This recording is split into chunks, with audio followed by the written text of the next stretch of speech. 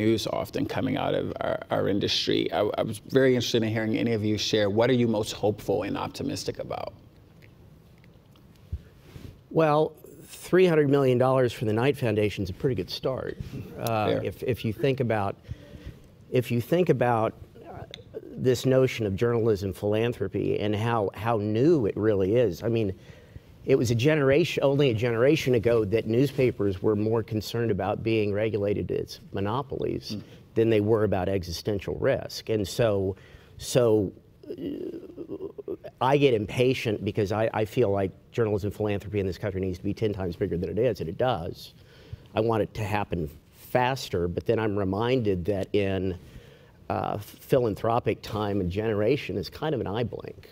And so I think we've got a lot to be encouraged about, and I think Knight and increasingly others like them are playing a lead role. I don't think you can be doing what any of us are doing, including what John does, which is if you didn't believe in this, if you weren't hopeful about the future, if you didn't think that even though maybe the old models are breaking down, that there is a new way to do this, and the importance of the work that we are doing. I mean, just anecdotally, there was a reporter who covered politics for the Review-Journal, which is Adelson's paper, who came to me last year and said, listen, I'm going to leave. I love what you're doing. I'm going to go home to San Jose. I want to start up a nonprofit with my husband. And so I gave her some advice. She left the RJ after the election. She is now up in San Jose. She started something called the San Jose Spotlight with her husband, which you should all check out. And she, you know, she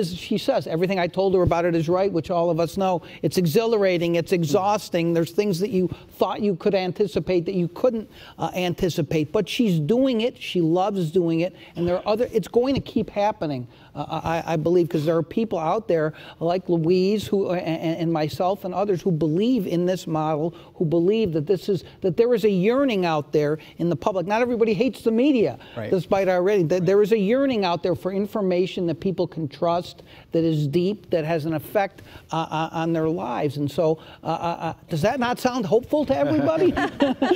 Well, Louise, speaking about the future, and maybe you could add this to your answer. I mean, you come from a background in academia, and so I'm very interested in how that shapes your views.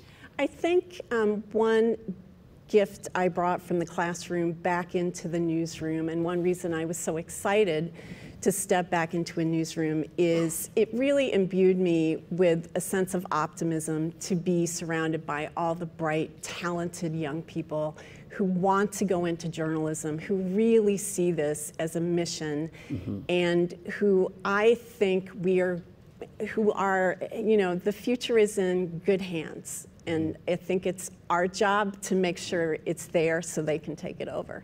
Awesome. That is encouraging. Unfortunately,